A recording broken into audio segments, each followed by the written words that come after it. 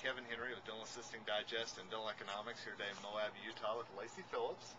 And Lacey, I know one of the things we're going to talk about today are a couple of the government changes that are coming on that all dental practices really need to know about. So, and I know you know what they need to know, so you tell them. Well, it's interesting because the government does have a few programs that all dental professionals need to be aware of. As I'm polling dental offices when I'm speaking, I'm finding that people aren't really aware of this because I'm not sure how advertised it is. The first one we probably all need to be aware of is the federal mandate that was put into place 2006 by George W. Bush in regards to every dental office, every healthcare office needs to be electronic by the year 2014. Electronic is a pretty big buzzword in the industry. Originally it was just signatures. Now it's becoming more of a chartless versus paperless. Chartless really truly is a clinical term. It's going to affect your clinical team, and that's where you're going to need to get the buy-in. It's getting the paper from literally the back office, no longer making those paper charts, using your practice management program to the most effective and efficient of your ability to no longer have the paper in the practice. Paperless is truly an administrative term. That's our last 3 to 5 pieces of paper we have at the front office. For example, demographic information, medical dental history information, consent forms, and any financial forms that the patient has to fill out.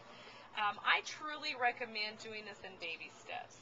Anybody who's using a phenomenal practice management program has the capability right now to go chartless. But to go into the office tomorrow and say we're all going to go chartless probably is not going to work. That's why we haven't seen the success in the past. I recommend we pick a date, we move forward from that date. For example, maybe it's new patients. We say in 6 weeks from now we're no longer going to make new charts for new patients. And we move forward with baby steps. Once the clinical team really has that buy-in and they feel comfortable not having the paper in their hands anymore, then we're going to move on to the paperless aspect of it. And it's truly getting rid of that last 3 to 5 pieces of paper that the front office deals with. So there's 2 aspects there. We have 5.5 years. We have a little bit of time to work on that. The second program that we really should be aware of is the red flag rules. The red flag rules originally came about from the banking industry and the Federal Trade Commission, and this is really an identity theft program. The dental industry is being considered a creditor because if we accept any type of copay from the insurance or from the patient and then we send it to insurance and wait for insurance to come, if we allow our patients to pay half at prep and half at seat, they are considering us to be a creditor at this time. Right now, our deadline is November 1st, 2009 to be compliant. Originally, when this program started, we had 25 red flags that we needed to be aware of. If something took place in regards to this in the dental office, it was a red flag. How do we, as a team, deal with that red flag? The ADA is working very hard with a couple of attorney groups to get us out of this. They haven't been successful in getting us out. What they have been successful with is reducing 26, 25 original red flags down to 14. Basically, we need to be compliant. We need to come up with a plan. We need to have a way to identify the 14 red flags. If it happens, what do we do? How do we establish that relationship with the patient to let them know about identity theft in our office?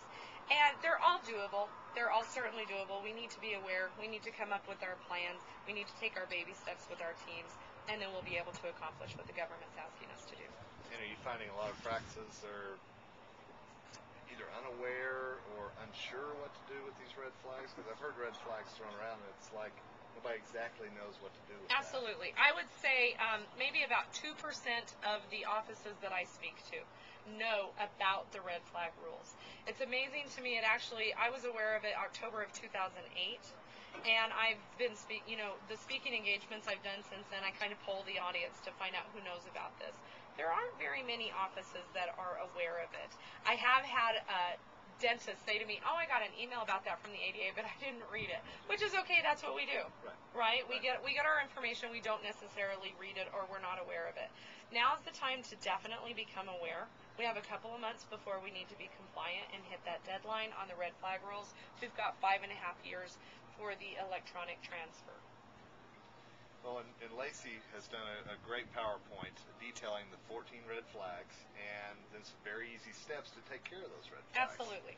And so we're going to be working together with Dentistry IQ and Lacey on that, and I'm very excited about that. So be looking for Dentistry IQ to have that up very soon. and we'll make sure to send out a link so that you'll know exactly where to find it. So, Lacey, I appreciate your time. Thanks, Kevin. Thanks.